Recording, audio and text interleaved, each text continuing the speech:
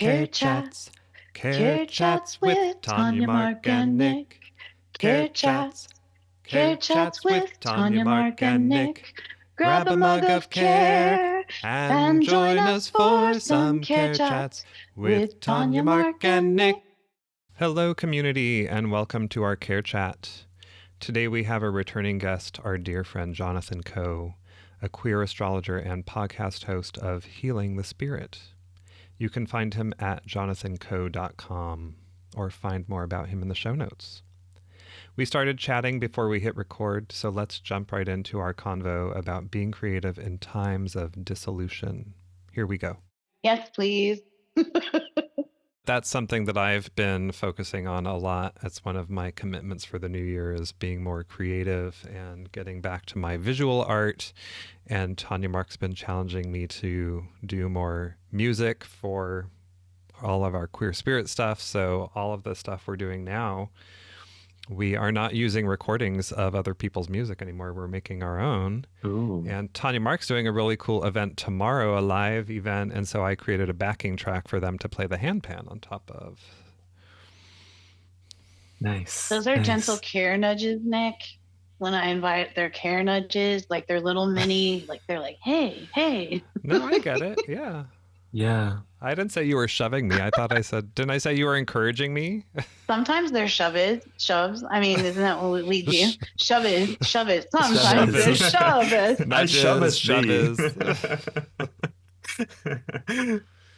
Yeah. I'm shoving you into your art. Mm-hmm. Go do it. Well, I mean, isn't that connection though? Like sometimes we nudge, sometimes we shove, right? To me, that's just like love in that way. Sometimes we need it, you know? I shove it. And it's also all very Venusian, it feels. Yeah, definitely. What's your relationship with visual arts, Nick?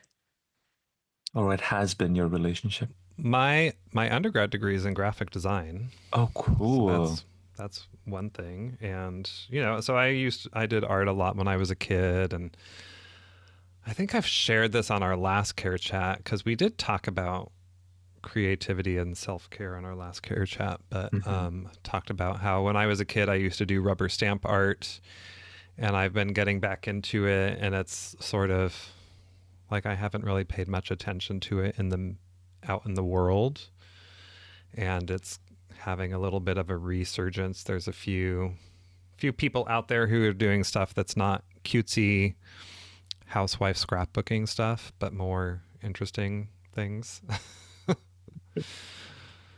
Not that there's anything wrong with that. It's just not my style. Yeah. And I've done a little bit of dabbled in photography, but nothing major.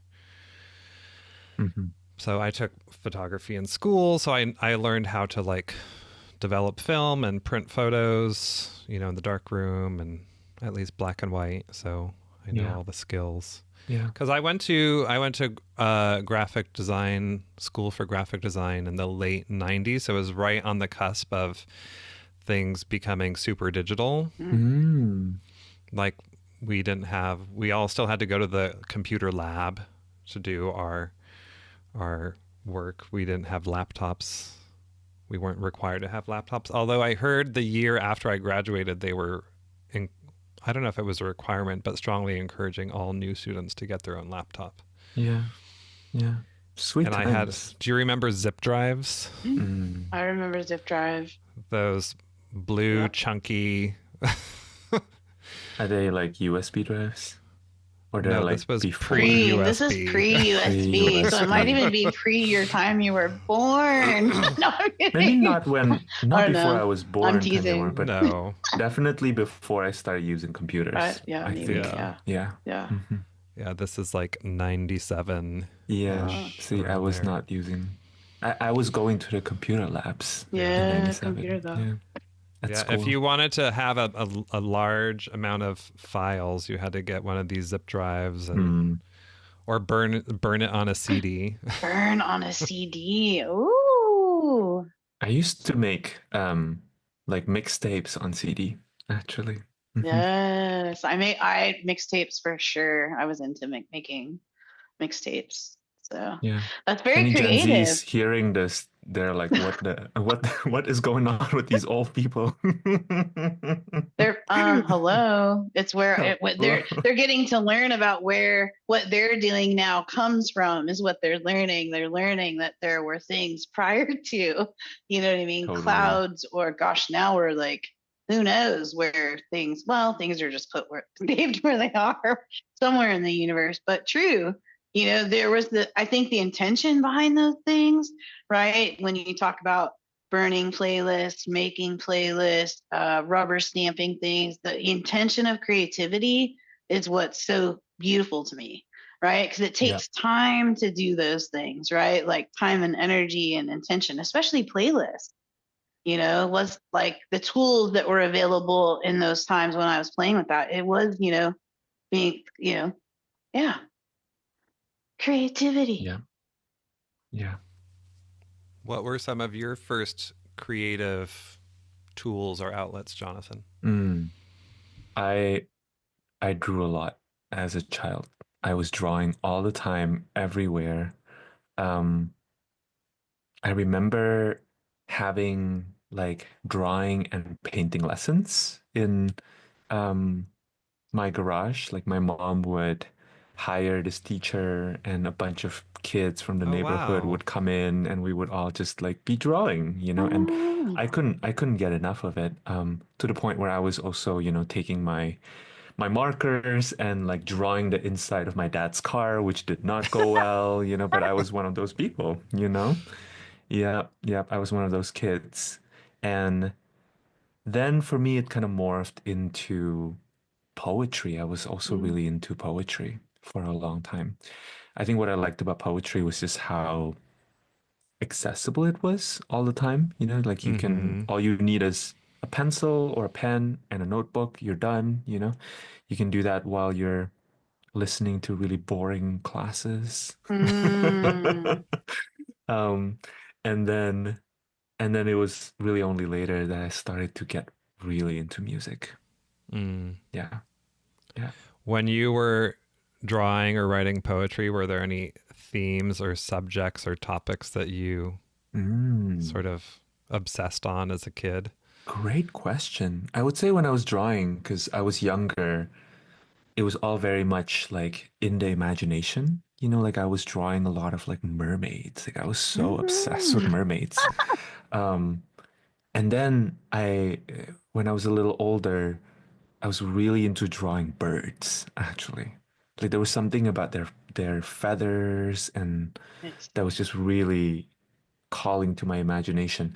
And then when I was writing poetry, and this kind of bled over into like writing music, I was so emo. I was, I was like, yeah, there was a lot of that. I could see you being emo. I could Yeah. see. Did you have like long hair and it hung in your face? Not long, but yeah, basically. Bangs that hung over Bangs. your eyes. Yeah. Uh-huh. Yeah. ooh. Yeah, I was emo. And also unrequited love was like you know, Uh-huh. you know, that's always a thing. Yeah. What about you, Tanya Mark? Do you have Mm. what were your creative outlets As a earlier on in your life? as a young one, as a youngeth. We'll just As a keep putting that. youngin. As a youngeth, we'll be youngeth. I'll keep bringing these timelines A youth. in. Um, it's interesting because I also doodled. You know, it's wild. One of the dressers I have as a kid, I have here, and I actually graffitied on the back of it and drew on the back of it, and I've never covered that up because it's always felt so magic-y to me. I used to draw underneath the dining room table on furniture and stuff. But it's interesting. Nick laughs because he's been here. I literally paint on my walls. So I feel like as a kid, I was already wanting graffiti, marking things, tagging things, using shadow, those kinds of things. As a kid, I think I was exploring in a different capacity, right? Like, it was very fun. And I was also thinking about music. I did a lot of musical performances in my room with my record Mm. player. Like I'd go through a whole album from beginning to end, and I'd be like be with the, either like dramatically being like karaoke style with the whole album, or just maybe laying on the bed listening to all the lyrics, like getting, so into the, so I feel like that's where I spent that time, like in that way, and the doodling part. And also I would doodle a lot and write. I used to like to write. I don't like, I guess you could consider it poetry, but it was just more stuff that, like, I don't know, like writing always seemed fun to me. And I still enjoy it very much. But yeah, like, I think those things were kind of there. It was just, I think I was more, what I know about it was I was more private about it. Whereas maybe it was just something internally that I enjoyed and expressed on my own. And so, yeah, it's, cool stuff. It's so wild to be talking about this stuff. I feel like the young folks in me are going, finally, you're finally acknowledging, because seriously, I think a lot of we're here in a queer care chat. I think a lot of my homophobia, I kept my visual art stuff.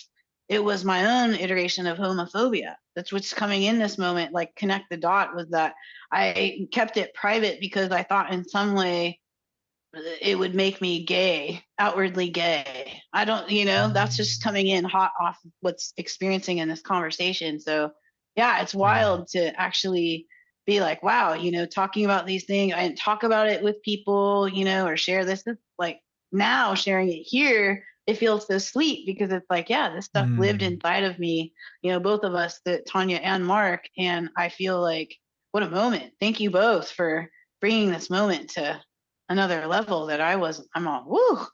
Yeah. Yeah, thank you for sharing and for being so open with us about it. Yeah. Mm-hmm. Mm-hmm. I want to send healing back in time to your younger self that felt afraid or embarrassed to let your rainbow light shine back then. Yeah. Thank you. Selves. I really do identify that there's both Tanya and Mark, and both of those energies have always coexisted in me. Yeah. And I've honored them, So yeah, I feel that. Thank you. I feel so seen in a different way in this moment. So I appreciate you both. And thank you for bringing that in, Nick. Yeah. Yeah, I was going to say, and TanyaMarck, I can cut this out if you want me to, but walking through TanyaMarck's house is like walking through their notebook or their sketch pad or something like that. Thank you. Oh, yeah. I mean, as you both were talking about this practice that you have, TanyaMarck, of kind of allowing your expression to be reflected in the walls of your, place of dwelling, it's kind of making me think about how like doodling is actually really primal, and so is music, right? Because music was always connected to ritual that when we were still living in caves, like we did both of these art forms, right? As humans. And there's something so I think back to, like in the spiritual community, there's a lot of discussions about how old a practice is. Like there's this very niche debate amongst astrologers and human design people of like, astrology is better because it's been practiced for much longer than human design, which has only been downloaded in the 60s and 70s, right? And yeah, it's making me think about how art, I think part of why art is so both so potent and potentially can be very triggering is because we have such a long history with it. Our species probably carries it in our DNA for many, many, many generations back. Like I literally cannot think. I mean, can either of you think of anybody who doesn't have an artist somewhere in their ancestral line? I find that very hard to believe. Well, the thing that's interesting to me is that, centuries ago, or eons ago, they probably weren't, it wasn't art, it was just life, It was just life. Yes. Yeah, I mean, Ashe. creativity, the act of creation was just a part of life, whether you were creating, cooking vessels or tools for hunting or living your daily life, or weaving baskets to carry grain in or water in, and that's all art and craft. But it was also just life. Like it was necessary. We didn't have manufacturers. We were the manufacturers. There had to be someone in your tribe and your village and your town that had to create it. And I think that as we've moved into a more the age of machine technology and mass reproduction, that creativity out of necessity has been lost. And now it's just creativity for the sake of art and beauty, which is also just as valid, but it continues to be devalued in our culture, especially as educational systems, especially here in the United States, do not fund the arts. Yeah. The and that I want to bring into this convo is that like everyone's naming that as these tools, and it was also a response. Creativity was a response, right? So that when things did occur, people went to their voices, they went to art, they went to however you want to fill in the blanks, spell work, ritual, ceremony. That was also a response. So like now if we bring it back to the top of how do we reclaim the self amidst dissolving structures, here we are reflecting and asking like, what did we do as our younger selves? Now you took it, Jonathan, and let's not just go there. Let's take it back in time and say like, what were people doing and how we're naming that there's this beautiful, and it was creativity, and in all of its ways was seen as a tool, that very valuable tool, so wow. Woo! Wow. Absolutely. I mean, I think about this connection between creativity and ritual all the time because I've been reflecting on how war is also a ritual. War is a ritual of destruction, right? And what is the opposite of that? Because to me, there is something that it is part of human nature. Like we have never not had war throughout our history, right? Like there's always been war at some point. And also, what can we do as we are? I mean, currently, at least, this is my perception and my view of it. We are in a timeline where things are looking more destructive, and it's like I can feel it in the collective. It's almost easier to just say like let's just destroy everything at this point because it's all a mess anyway, right? And I think that so much of that I've been thinking and wondering about how much of that is driven by the fact that our brains are now co-opted by these devices, right? And how little or how we've kind of evolved to the point in civilization where we barely have to use our hands. So my partner and I, we still wash our own dishes, like by hand. It's probably the Asian in us. Me too. I do it too. Oh, wow. Let's just say look at that. Oh, I'm among kin here. That's so sweet. But yeah, I've been noticing for me personally how helpful it is to clean, to use the hands, and there's something that happens there. There's a process. I think we've forgotten about process a lot within this culture. And art is a process, and destruction is arguably the lack of patience around a specific process, right? It's easier to just be like, just bomb everything, just destroy everything, right? Just dissolve this specific, government body, right? Rather than actually sitting with what are the consequences, right? Because I feel that change is inevitable, and also change doesn't have to be destructive.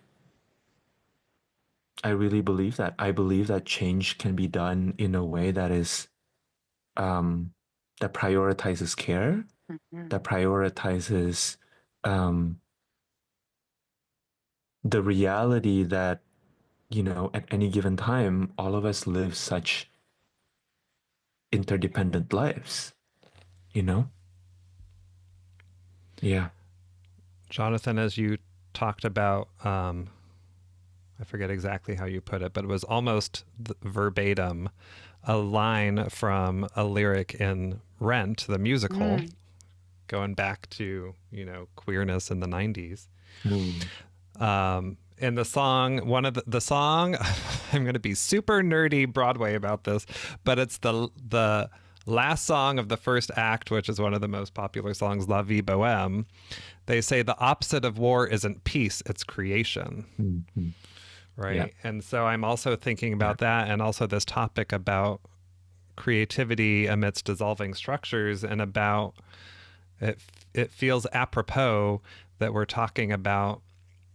It makes me think about, like, what is the difference between destruction and dissolution?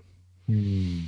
Right. And it Yeah. also feels appropriate given what just happened with Neptune going into Aries. Like, that feels like that's the thing it's trying to um, help us learn, like destruction versus dissolving. Yeah.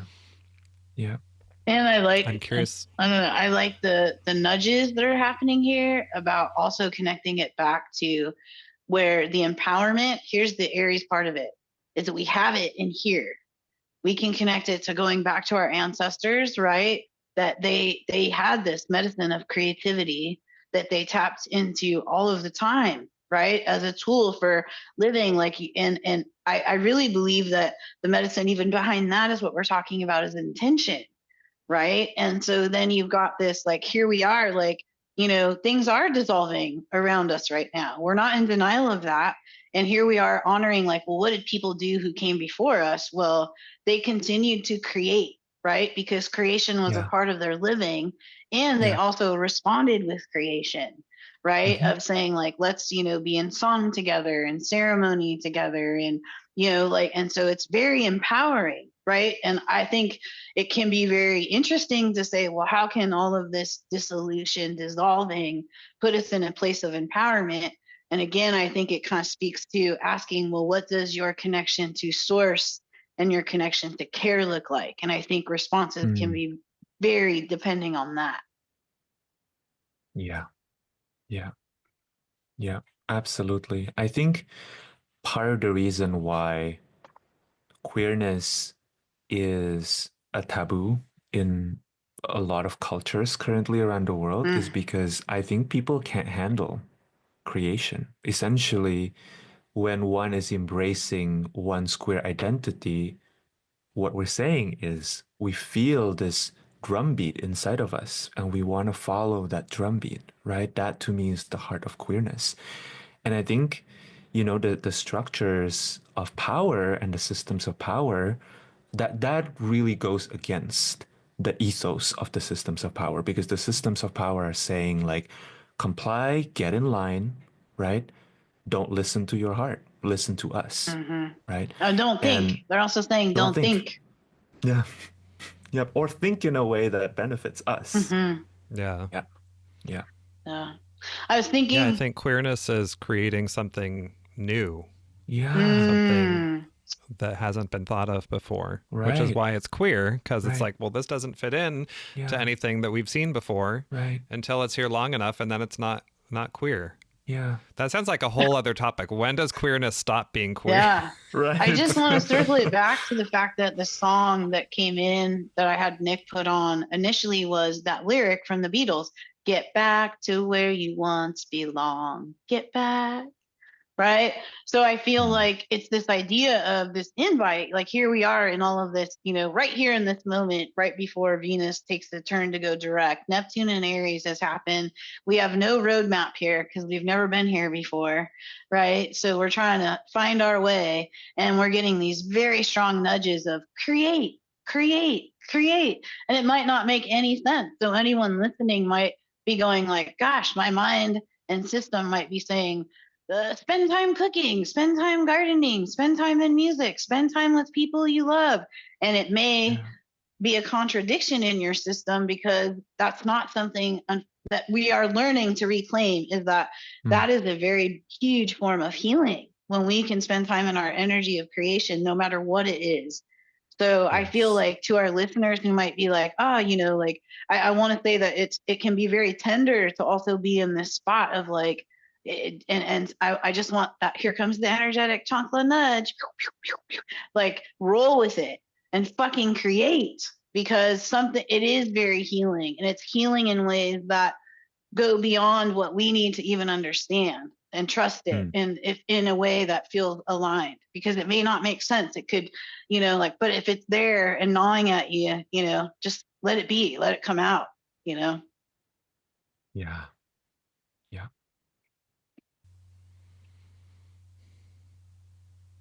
Another Beatles song, Let It Be. Wow. We have so many artists coming in. It's amazing. And thank you to those artists. Because if you think about that, the Beatles music, right, just to honor them and its medicine that they bring, they were creating through their music lyrics that people could attach to that also had intention. So. Yeah, exactly.